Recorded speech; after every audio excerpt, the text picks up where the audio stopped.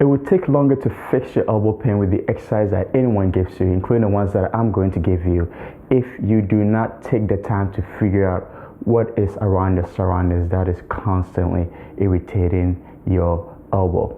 Now, the reason why this is important is because it will almost be like putting a band-aid on a cut when you are actually suffering from internal bleeding. It is not like that at all, Manny.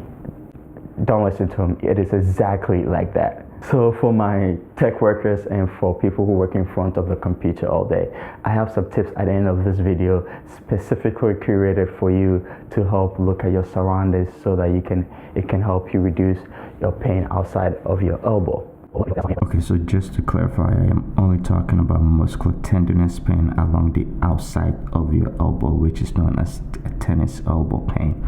In another video, I will talk about golfer's elbow, which is a muscular tenderness pain along the inside of the elbow. Let's start fixing the elbow by going right down to the elbow and fixing it locally first. So what we want to do, and what I mean by that, is to get yourself in a comfortable position and then start with a massage, especially if you've been having this for around 3 months or longer. You want to start with a massage right along your forearm extensors towards the outside of the elbow. So if you're not sure which areas to palpate, just extend the wrist and then just palpate along the muscles that pops up, just to see which areas you should work through generally. Now, you always want to work up towards the elbow joint itself as well. So once you figured out the muscles that you need to palpate through, what I personally like my clients to do is to keep the massage in sync with wrist flexion. And what I mean by that is I ask them to glide your fingers right along their forearm extensors towards the elbow as they flex the wrist. So it was going to look something like this. And I usually ask them to spend about a minute or two doing this. And the reason why this is important is because you want to give the tissue an opportunity to nourish itself. You want to bring some blood flow to that area through the massage to get it to help to get it to heal as fast as possible. And also it can be a great way to help reduce pain. Now, when you're done with the massage, the next exercise and the first exercise that you should do is to load the muscles around here without necessarily shortening the muscles along there and without lengthening the muscles along there. That's the first exercise that you want to do. So to do this, what I usually tend to recommend is to have my clients stand close to a corner and then have their knuckles up against the wall or the corner that they're standing near, and then with their elbow tucked by their side, I usually ask them to squeeze your shoulder blades back and down as they press into the wall right along their knuckles here. And that will just provide the muscle an opportunity to load without shortening the muscle and without lengthening the muscle. And usually I ask them to press and hold for 3 to 5 seconds at a time for 10 repetitions, and that's all I usually recommend. Now, based on the sensitivity and irritability of the tissue, you may want to temper how much pressure you provide to the wall. If it's really irritable, you may only get away with the light pressure, and that is absolutely okay. A week or two of that and you will start to notice that you'll be able to place more and more pressure as you continue to start with this exercise. There's another reason why I want you to start with this exercise, but it will make more sense at the end of this video, and I will explain that then. And the next exercise is wrist extension exercise. You can do this in a seated position or you can do this in a standing position. I prefer standing if it's especially tolerable for you. Now, in the seated position, you want to make sure that your shoulders are fairly relaxed and your elbows are well supported. And you just want to hold on to a light weight. Anywhere from 1 to 5 pounds should be appropriate. And then from here, you want to go through wrist extensions. Now, the one important factor that I think everybody forgets here that is important to start integrating is your shoulder blade. So as you go through the wrist extension, you want to make sure that you're squeezing the shoulder blade back and down while you are in a good sitting posture. Same idea when you're doing this in a standing position. While standing, have the hands out around the height of your shoulder. Keep the shoulder blade back and down, and then squeeze the shoulder blade back and down as you go through the wrist extension. Now, squeezing the shoulder blade is really important here, and I will explain why it is important after the next exercise. Now, if you choose to do this in a standing, you can feel free to step forward with the opposite leg as you swing your hand up to shoulder height while going through wrist extensions. Now, the most important thing here again is to make sure that you're keeping the shoulder blade squeezed up and down, up, back and down as you swing your hand forward. Now, this is a variation that I would say to do if you are a well-coordinated person. Feel free to go for about a couple sets of 10 repetitions when you're going through the wrist extension exercises. The next exercise that you want to do are forearm twisting exercises. Again, you can grab yourself a light dumbbell here, a light weighted plate, or anything that you have around home that will allow you to hold one end while twisting your forearms. In this case, I'm holding on to a 5-pound dumbbell, one end of a 5-pound dumbbell, and then I'm holding it by the knob and then twisting my forearms or rotating it down and up. Now, similar to the other exercise, I want you to keep in sync with your shoulders. So as you rotate your palms up, try to squeeze your shoulder blade down as well. So down and back as you rotate your palms up. So with this exercise, again, it's another way to integrate using your shoulder blade. Now, try to go for a couple rounds of 10 repetitions when you are doing this exercise as well. The reason why I keep going back to the shoulder blade is because a lot of us that have elbow pain oftentimes have weakness in around our shoulder blades, around the muscles that sits around our shoulder blades. And if we have weakness there, it can reduce how much force we can sustain in our shoulder blade. And then what tends to happen is that excess force that we can't sustain in the shoulder blade will translate down into the forearms.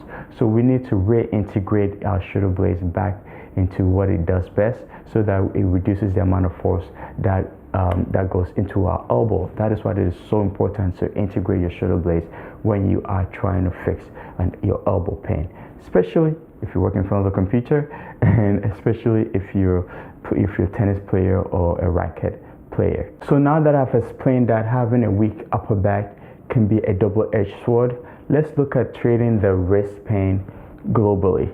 Because if you only treat it locally, it's like bringing a door handle to the party without the door itself.